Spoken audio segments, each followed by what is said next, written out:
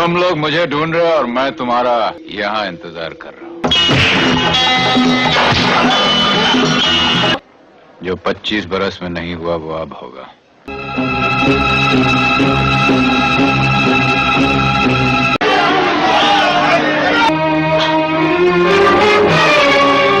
हम bull polish करता है, कोई भीख नहीं मांगता। पैसा उठाकर हाथ में दो। मुझे आपका सौदा मंजूर है डावर साहब। सुना है लिफ्ट की दीवारों के कान नहीं होते। वो एक एक गाली जो दुनिया ने हमें दी। भाई तुम साइन करोगे या नहीं? तूने अपनी माँ के माथे पर कैसे लिख दिया कि उसका बेटा एक चोर है? क्या आता है तुम्हारे पास? मेरे पास माँ है। आज खुश तो बहुत हो गए तुम।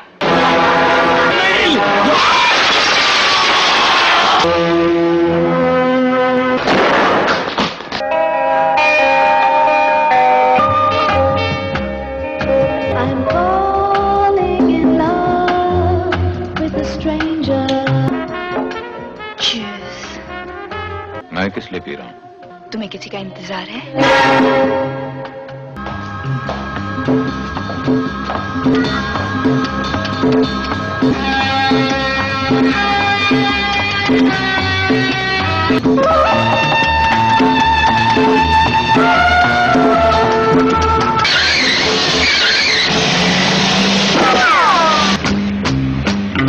ये वही लोग थे जिनका तुम्हें इंतजार था?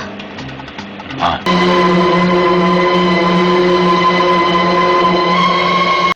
अक्सर देखा गया है कि कुछ फिल्में ऐसी बनी हैं जिन्होंने अपने आप में एक इतिहास रचा है। तो इतिहास यूं ही नहीं रचे जाते, यानी कि उसके अंदर कुछ दम होता है, उसमें ऐसी चीज़ होती है कि दर्शकों को क्या पसंद है।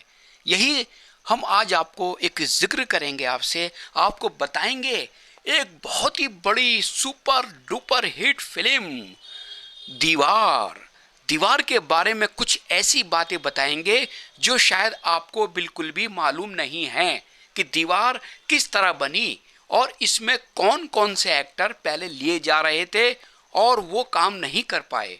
तो इसी तरीके से आज दीवार के बारे में आपको हम बताएंगे।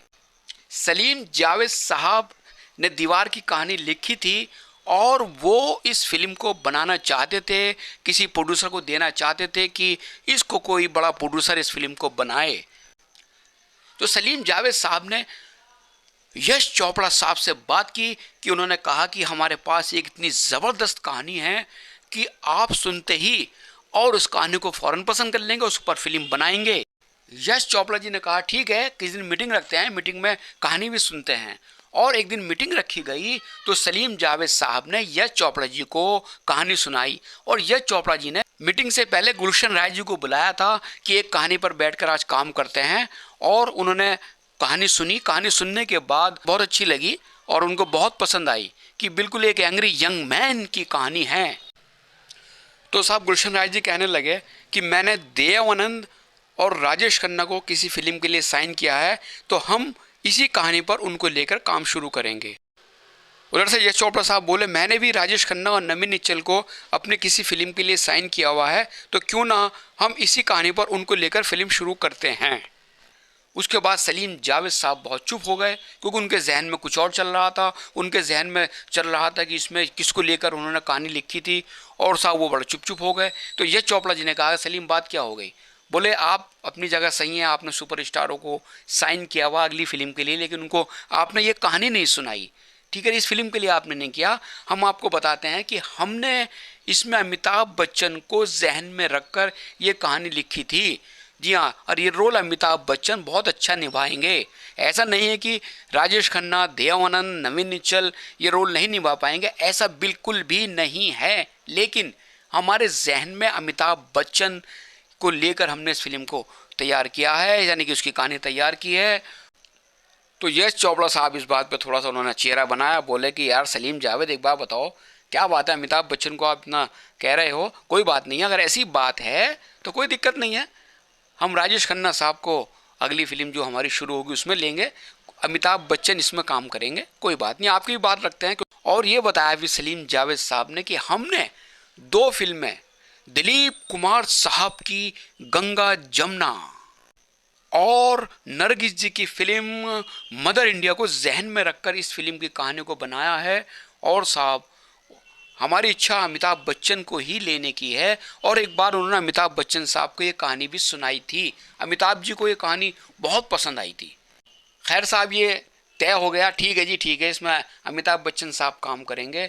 और इसके बाद फिर कहानी में जुड़े शशि कपूर।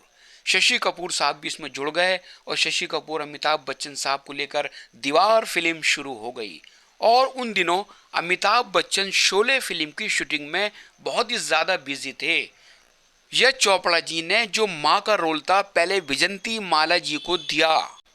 विजंती माला जी ने अमिताभ और शशि की माँ बनने से साफ इनकार कर दिया, और कोई रोल होता शायद वो कर लेते।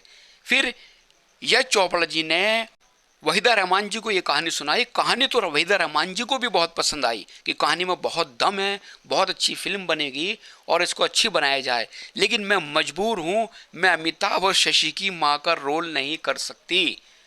और साहब उसके बाद यश चोपड़ा जी और गुलशन राय जी ने निरूपा राय जी से संपर्क किया और निरूपा राय जी की यहाँ से शुरुआत हुई अमिताभ बच्चन शशि कपूर की माँ के रूप में। और इस फिल्म के बाद तो उन्होंने ना जाने अमिताभ और शशि जी के साथ कितनी फिल्मों में काम किया, तो ये वक्त की बात होती है। और साहब ये दोनों फिल्में ब्लॉकबस्टर फिल्म शोले और दीवार की शूटिंग एक साथ चल रही थी।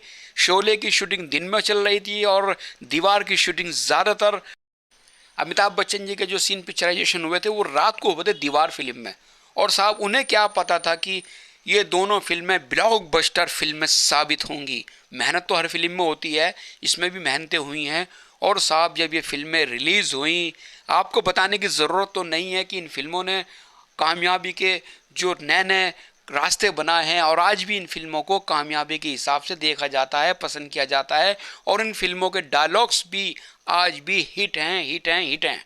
शोले के तो गज़ब के हैं, गज़ब के डायलॉग्स हैं, और दीवार के भी कुछ डायलॉग्स ऐसे हैं जो आज भी घर में, फैमिली में राह चलता, सड़क पे जाता, उस फिल्म के डायलॉग बोल जाता है। मैं आज भी गिरे हुए पैसे नहीं उठाता, मेरे पास माँ हैं। और साहब फिल्में बन के रिलीज़ हुई और ऐसी हिट साबित हुई जो मैंने अभी आपको बताया है कि कामयाबी के झंडे गाड़े इन फिल्मों ने। और अमिताभ बच्चन शशि कपूर की जोड़ी यहाँ से बनी, साथ में निरूपा राय जी की इनकी जोड़ी, क्योंकि परमानेंट माँ का खिताब निरूपा राय जी को मिल गया था। कभी कभी क्या होता है कि अगर कोई नाम नहीं जानता, अरे अमिताभ की माँ, अच्छा वो अमिताभ की माँ वो, तो इस तरीके से बहुत से बच्चे जो दर्शक होते हैं उनमें मैंने एक बार देखा था, तो बच्चे कर रहे हैं, अरे ये तो वही है जिनके बच्चे बिछड़ जाते हैं, ये होते हैं, तो ये अमिताभ की माँ है। तो उनको नाम नहीं पता, लेकिन ये पता था कि ये अमिताभ बच्चन की माँ हैं। तो साहब आज आपको दीवार से जुड़े कुछ बातें हमने आपको बताई हैं, और दीवार के बारे में कुछ और बातें सामने आएंगी, या शोले के या किसी भी और फिल्म के बारे में जैसी जैसी हमें बातें मिलती हैं हम आपके सामने उसको पेश करेंगे। और जिससे आप अवगत नहीं है, यानी कि आपके नॉलेज में नहीं है, आपके नॉलेज में डालेंगे कि हमारी फिल्में कब कब कैसे कैसे बनी।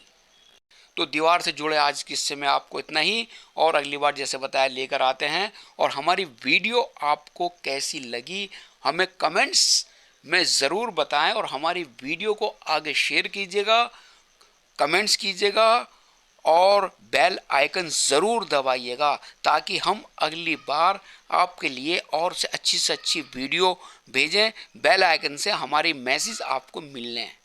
तो साहब बने रहिएगा हमारे चैनल के साथ। आज इतना ही। कोई मर जाए किसी पे ये कहाँ देखा है, मैंने तुझे मांगा तुझे पाया है। कह दूं तुम्हें क्या चुप रहूं।